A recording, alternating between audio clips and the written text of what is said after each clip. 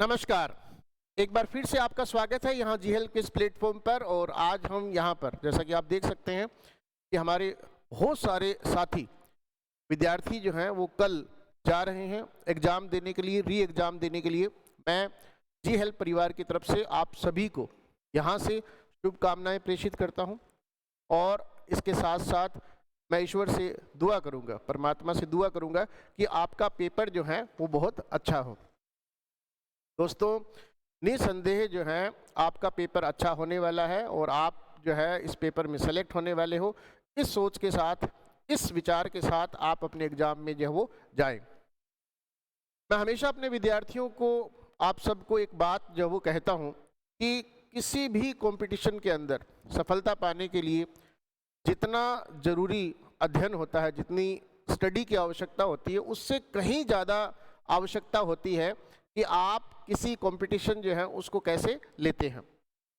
जी हाँ, जिस प्रेशर को हमें पूरी तैयारी के दौरान झेलना पड़ता है वो ज़्यादा मायने रखता है बजाय कि अध्ययन जो है उसके। अध्ययन अपनी जगह पर है, अध्ययन भी मायने रखता है, नो डाउट। आपको पढ़ाई करनी पड़ती है, बहुत अच्छी पढ़ाई करनी पड़ती है, लेकिन इसके साथ साथ जिस चीज़ को हम देख नहीं पाते हैं वो है कि उस प्रेशर को, तैयारी के दौरान की उस प्रेशर को जो है वो हम कैसे झेलते हैं।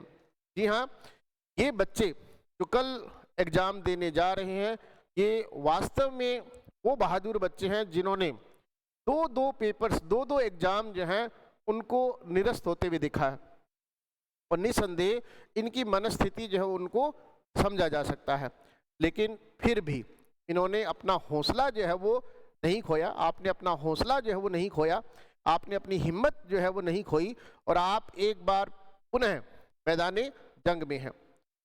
जी हाँ, ये वास्तव में सच बात है कि आप जो बच्चे पेपर देने जा रहे हैं वास्तव में 2 बार इस पेपर, बहुत सारे बच्चे या ज़्यादातर बच्चे आप में से वो हैं जिन्होंने उस रीट को निरस्त होते हुए भी देखा था और इस पेपर को निरस्त होते हुए भी देखा था, लेकिन आपने अपनी हिम्मत को नहीं छोड़ा।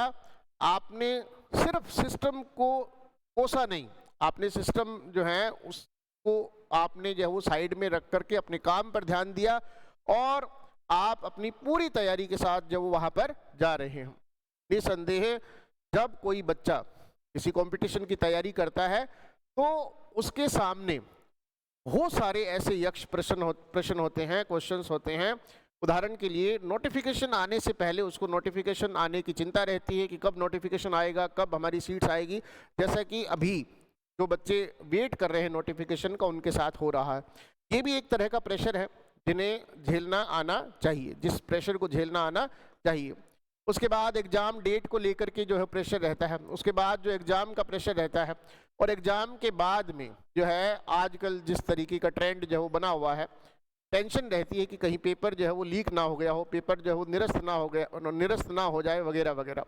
तो ये सारे के सारे प्रेशर जो हैं वो साथ लेकर के चलने पड़ते हैं, इनको झेलना पड़ता है, इनको जो है वो एक तरीके से जो है वो साइड में रखना पड़ता है, इनको अवॉइड करना पड़ता है, नेग्लेक्ट करना पड़ता है। और यदि आप ऐसा कर पाए हैं, तो निसंदेह जो हैं आप याद रखिए आप उन चुनिंदा बच्चों में से हैं, आप उन कुछ सेलेक्टेड बच्चों में से हैं जो एक बार पुनः विजय का इतिहास जो है वो लिखने वाले हैं, जो एक बार पुनः जो है वो विक्टोरियस बनने वाले हैं, विजयी बनने वाले हैं, सफलता हासिल करने वाले हैं। जी हाँ दोस्तों, आपको कुछ बातें जो हैं वो याद रखनी है। पहली और सबसे बड़ी बात कि ये जो पेपर है, जिस पेपर में आप कल बैठने जा रहे हो, ये कुछ मायनों में एक खास पेपर है। मैंने तो यहाँ जिस दिन ऑफलाइन का लास्ट पेपर था उस दिन बच्चों को बताया था कि ये एक तरह की लॉटरी जो है वो आपकी प्रूव होने वाली है, लॉटरी सिद्ध होने वाली है। क्यों? क्योंकि आपने इस चीज़ को देखा या नहीं देखा, महसूस किया या नहीं महसूस किया, मैंने महसूस किया है। बहुत सारे ऐसे बच्चे हैं जो अपने काम को ढंग से नहीं कर पाए, अपने काम को अच्छे से नहीं कर पाए। बहुत सारे ऐसे बच्चे हैं, चाहे वो ग्रेड 3 को देख करके रिलैक्स हो गए हो, चाहे ग्रेड 1 को देख करके रिलैक्स हो गए हो, या कोई और कारण रहा हो, सिस्टम को कोसने में जो बिजी हो गए हों, बहुत सारे बच्चे ऐसे हैं जिन्होंने इस एग्ज़ाम की तैयारी जो है वो उस तरह से नहीं की जिस तरीके से करनी चाहिए थी। और वास्तव में देखा जाए, साइकोलॉजिकली जब वो देखा जाए, तो इसी एग्ज़ाम को इस तरह से री एग्ज़ाम को देना अपने आप में एक बहुत बड़ा टास्क होता है। हर कोई बच्चा जो है वो इसको नहीं कर पाता। और पिछले 1.5 महीने से, पिछले 40-45 दिनों से जो है वो जो बच्चे पढ़ रहे हैं इस एग्ज़ाम के निरस्त होने के बाद, जब इस एग्ज़ाम की डेट जो आई थी उसमें लगभग 40 से 45 दिन का समय जो वो था। और यदि आपने उस समय को यूटिलाइज करके अपना पेपर जो है वो कल देने जा रहे हैं, तो आप एक तरीके से विजयी हो चुके हैं, एक तरीके से आपकी जीत हो चुकी है, एक तरीके से आप जो है वो सक्सेस जो है वो हासिल कर चुके हैं। और ऐसा मैं इसलिए कह रहा हूँ क्योंकि ये सच है। बहुत सारे बच्चे ऐसे हैं जिन्होंने कुछ विशेष कारणों से इस एग्ज़ाम की तैयारी ही नहीं करी। चाहे उनका 3rd ग्रेड में जो वो सेलेक्ट होना है, उनको लग रहा है कि उनके मार्क्स इतने हैं कि उनका सेलेक्ट होना तय है। चाहे ग्रेड 1st में कुछ बच्चे जो सेलेक्ट हुए हैं, ठीक है, उनको लग रहा है कि उनका सिलेक्शन जो है वो तय है, निश्चित है। और चाहे वो बच्चे जो वास्तव में जो हैं अपनी पढ़ाई जो है उसको जारी नहीं रख पाए, किसी अन्य कारण से जो है, खास करके सिस्टम जो है उसको कोसने के कारण से जो है कि भाई हमें ऐसा कोई एग्ज़ाम नहीं देना है क्योंकि ये एग्ज़ाम जो है वो क्यों निरस्त होते हैं, क्यों लीक होते हैं, वगैरह वगैरह वगैरह, है ना। तो अब आप याद रखें, आप उन चुनिंदा बच्चों में से हैं, आप उन कुछ सेलेक्टेड बच्चों में से हैं जो वास्तव में जो हैं 40 दिन की तैयारी के बाद आज आप अपने अपने घरों से, अपने गंतव्य से जो हो पेपर देने के लिए जो वो निकल गए होंगे, निकल रहे होंगे। कुछ बच्चे जो है वो पहुंच भी गए होंगे। तो निसंदेह जो है वो आप अपने ऊपर भरोसा रखें, अपने ऊपर विश्वास रखें, अपने ईश्वर पर विश्वास रखें, अपने गुरु पर विश्वास रखें, अपने सिस्टम पर विश्वास रखें। और कहीं न कहीं आपको ये चीज़ जो है वो माननी है कि कल का जो एग्ज़ाम है, कल जिस एग्ज़ाम में आप अपीयर होने वाले हैं वो कुछ खास होने वाला है आपके लिए। बहुत सारे बच्चे जो हैं उनके कॉल्स जब वो आते हैं कि सर मेरे सब्जेक्ट में जो है वो इतने क्वेश्चन सही हैं, मुझे अपीयर होना चाहिए या नहीं होना चाहिए। सब बच्चों को अपीयर होना चाहिए। जिन बच्चों के 90 और उससे ज़्यादा क्वेश्चन सही हैं सब्जेक्ट के अंदर, उन लोगों के लिए एक बहुत ही अच्छा मौका है ये री एग्ज़ाम अपनी तैयारी जो है उसको परखने का। या यूँ कहिए परमात्मा ने ये मौका आपको इसीलिए दिया था कि आप अपनी रैंक जो है उसको इम्प्रूव कर सकें, आप सिलेक्शन के और पास जा सकें। जिनके सब्जेक्ट में 90 और 90 से ऊपर मार्क्स हैं, जिनके 90 से कम भी मार्क्स हैं, उनके भी कॉल्स जो आते हैं कि सर हमें पेपर देने जाना चाहिए या नहीं जाना चाहिए। उनको भी मैं एक बात कहूँगा, बिल्कुल जाना चाहिए। 2 कारण हैं।